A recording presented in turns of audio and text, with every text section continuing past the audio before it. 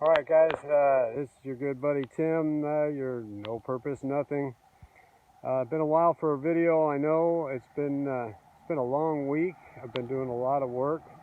A lot of you already know the original reason why I came here to Washington was to find the Free Will Society and talk and work with them in presenting or basically producing and developing a target-free environment. In other words, some place that we can develop that is safe for any of you. A tough way to go for one big reason, and I want to share some things with you, things that I've learned. I've been working very closely with two people that are in our same position, along with the leader of the Free Will Society board. And we've been having to overcome the natural order of things that go with us, as the programming, our experiences, the level of paranoia, the things that we are trained to pay attention to, the triggers, the anchors that are sitting in place. I'm going to share this, what I've learned, okay? It's very important because you can see it already when you look at online presentations, or you see people sharing their frustration or anger or deep-seeking revenge feelings, whatnot. And what's important for everybody to understand is that every single one of us, okay, to a certain point, has gone through the exact same framework that is set, okay? If you look at the framework, it's like a car. If you look at a car, you say every car has wheels, every car has tires, driving, suspensions, a motor, windows, windshield, radio, the whole nine yards, right? You think about it, it's a very oriented thing. If you look at every car, pretty much every car has that. Okay, but the difference is the way they look. And I've said this before. Okay, if we want to buy a Rambler, someone else might see that that's not cool. They don't like Ramblers. They like Corvettes or whatever, and they're going to have opinions about that, right? Now, what happens when we're dealing with each other as TIs, all right? What's very important to recognize, and I hope that this is being shared by others, is that when we're talking, when I have experienced this, okay? I'm a ex-soldier, intelligence guy. I've done a completely different bunch of things than other people have. None of it makes me special. It's just the way I've lived my life, and how I've done things. Okay, which means that if I grew up when my family likes ice in the milk, well, then I grew up. I like iced milk. I like ice in my milk. Someone else might look at that and think that's goofy or weird, or why are they thinking that? That exact same thing happens with all of us as TIs. Okay, and what I've noticed is that there's little things that I could do that I would consider to be simply harmless. I'm a real jovial guy. I like to keep things positive, and it could automatically be flipped into something negative by them. And I'm sitting there, look, really? Okay, wait a minute. Let's stop. Let's rewind here. We got to go back. You got to understand me. You know, sometimes I'm a smart ass, or I'm a dumbass. Most of the time I'm a dumbass. I'm a genius, but I'm probably the smartest dumb guy on the planet, I guess. But the bottom line is, when we're dealing with each other, see, this is something that most of us don't really have a lot of experience at. All right, and sitting inside us all is what I've seen are triggers that are easily triggered by another TI that doesn't know any better. And that could be the contrarian, what they call in psychology. A lot of what happens to us is that they build that inner conflict. Now, inner conflict is considered, or is actually produced by you having a thought process. Say you're following up this way, and that's the way you think about things, right? Well, what happens is something pops along, and you like the color blue. All of a sudden, red and blue show up. And now you're like, well, that's kind of red and blue. I think I might like that better. Oh, here comes another one. Now you have a bunch of them to look at. And now what's happened is, in that thought process, you've sprayed your mind out. You're afraid you're like, I really love blue. Blue is it. Then everybody's telling you blue is wrong and you need to get red or you need to have this other color. And you're going, why? I don't understand. Okay, that's inner conflict. All right, so a trigger for you and most of us is going to be when someone is telling you, hey, like the gang stalking thing, like looking at these guys, like paying attention to them all the time. Someone's telling you, hey, look, that's not a good idea. It's not. It's actually going against what what you want. Yet you are programmed to think differently, and you want to know why somebody could possibly be saying that. And it actually comes to a point of irritation. Why? Because you have this guilt thing inside of you. Not guilt, but you have this built inside factor that's telling you to be angry. And it's hard to resist. And you look at someone that's telling you, don't do that. Look, stop. And you think that they're weird, or that they're off, or that they're messed up. And the truth of the matter is that they're sharing something that's actually very poignant to your existence. Okay?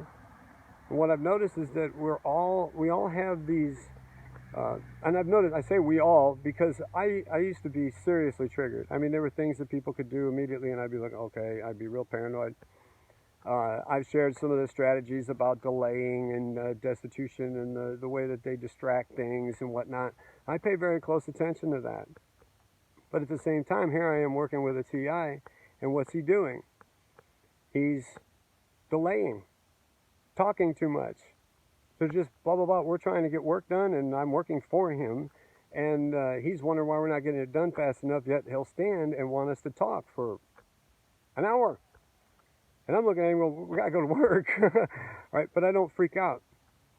Because that's the design. The design is to make you feel that way. To make you feel that uncomfortable fraying of your thought process where you're being triggered to act a certain way, but you know now, because of your practice and understanding yourself, you know not to. And so you beat it. You come to the other side of the fray and you're not. You know, it's like afraid not, you know. But the biggest thing that I've learned, guys, is that after I see all of this stuff that people put online, and a lot of people, they tell about their whole situation, and they have to. I mean, look, we all need to puke it out, man. I mean, how do we puke it out? We don't even have anybody to talk to for real to really get this stuff out. So what happens is when you meet somebody that really understands, you just, it's just all coming out. I know it was for me. It always is for me. I mean, I've been doing this for 15 plus years, man. I've been through so much stuff, I might as well, you know, that's why I don't worry about them ever hurting me anymore. I mean, hell, they had me in the hospital with brain damage. I was brain hemorrhaging. I mean, my eyes were all black and everything. I mean, I came out of there and I was protected in some way. And this is the big deal. So I want to tell you guys, this is what I feel my own personal mission is, okay? It's not about me anymore. I've been through a lot. I've gone through a ton. That doesn't make me special, though. Not a single bit. As a matter of fact, all that makes me is just like you. Because the bottom line, it doesn't matter what's happened to me. It doesn't matter the wars I've fought, the battles I've had to be in, the tactics, the things that I've gone through, the weirdness. I could go down stories that I don't even care to share because why? They don't matter. You've been through the same thing. Not the exact same thing, but it's been psychologically valued to your protocols. So the level of pressure where I receive in one situation isn't a bother to you, but there's something that could happen to you that I'd be looking at you and laughing at you for being, not really I wouldn't laugh, but for being excited or freaked out. And usually what I've done with the people here, the two TIs that I've been working with, I tell them, look, that item, that thing that you're upset about, the thing that doesn't really matter in your total existence of life, the thing that won't affect how you live, drink, sleep, eat, fart, whatever, it doesn't matter. It's this little minuscule unobjective thing. Yet we're having a 30-minute conversation trying to explain why you don't have to feel that pain, and you're feeling offended because you think I'm trying to manipulate you into doing something different that you're programmed to. Okay? And that happens because we're all riding, well, we're all taking the same steps.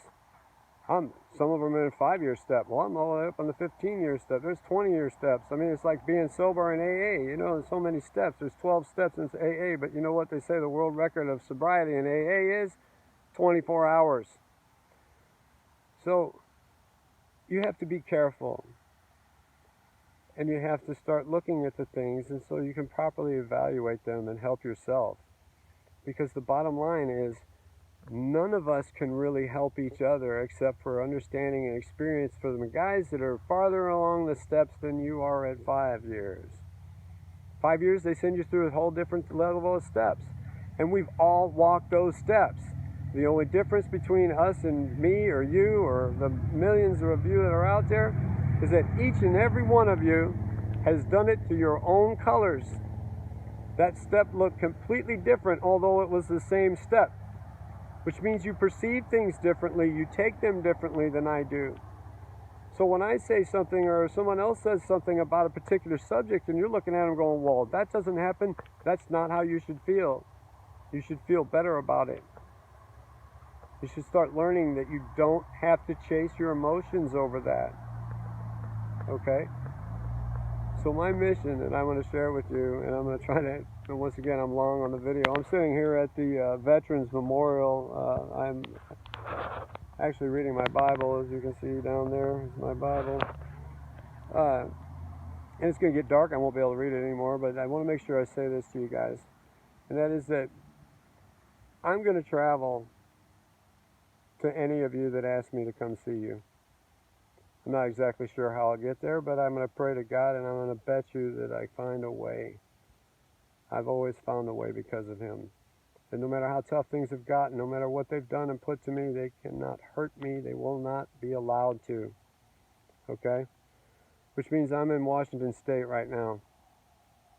If you're close in Washington, if you're in maybe Northern California or Oregon or Idaho, someplace close where I can get there, you let me know and tell me what's going on, and we'll talk, and I'll see if I can come there. Because what I've learned is that we need face-to-face understandings. Things need to be saw, and you need to learn some things face-to-face that you can come to your own self-realization. I'm not coming to teach you or tell you. I'm just coming to show you. And I want to show you guys, all of you, that we can be safe under the faith of Jesus Christ. It's the only thing, the reason I'm alive. Can only be. And so I'm here to show you.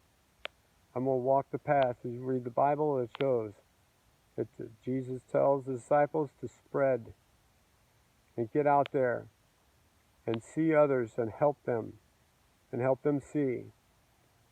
Okay? And if you're not a faithful person, that doesn't concern me. I will tell you about the faith, and I will show you, and I will give you the best direction I possibly can in reality. I will stand and help protect you for moments. I can't stay there forever because I want to move on to the next person. I want to walk the path of Jesus Christ as it is stated in the Bible. To walk, suffer, and take it with joy in the grace of God and the Holy Spirit. And I've been doing it. And it's been working. So despite all the pain and suffering I go through, it doesn't matter. This world is not important to us. You are all much stronger than they will ever allow you to know until you can come to yourself and understand that.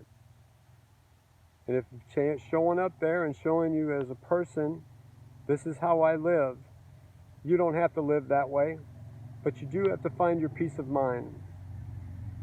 So anybody wants some company for a couple of days, or they can manage to get me there, I'll be there. And then I'll go to the next person. And I will continue to travel because I don't care if they see this, hear this. The bad guys cannot do anything to me. They can watch, they can hassle, they can probably cause some problems logistically. But you know what? So what? They've tried to kill me before. Maybe they didn't. Maybe it was a mistake and I made it. But I don't believe all cops are bad. I don't believe all these people are bad. They're stuck just like us, but we're the ones who stand up for ourselves. That's why we take the brunt of everything. If you look at how many of them it takes to take one of you, you'll understand just how many of them there are to get all of us. And there's millions of us, so there must be tens of millions of them. And it's got to be impossible that they're all fully under control. They're influenced. That's what it is. They're not all evil, they're just confused too. That's the bottom line. So I forgive them because they don't know any better. And the Free Will Society stands for making that right choice. And the best way to find the right choice is to allow it to come and not take the pressure they push on you to make a worse decision. It's tough, man. There's no doubts about it, man. I'm not talking like I know everything, because there's no way I know everything. But I do know what's been working for me. And I do know what's working for the people when I help them. And I know it's time to move on. I've done what I can here for these people. They've learned, I have learned. And we've gotten enough information that I can bring it to the world. And that is our world, the one that was created spiritually by God, that pays attention, and we will make our spirits the strengthened race. Because this outer world does not matter. And once you start figuring that out, you're going to find yourself. And that's exactly what God wants. That's His plan all the time. Find yourself, run as hard, as fast as you can, go as far as you possibly can, push yourself to the limit on the envelope and find yourself there. And then give Him the respect He deserves for putting us here. Okay? I know, strong, intense. Just hang in there, guys, man. You know, the bottom line is, we're all in the same.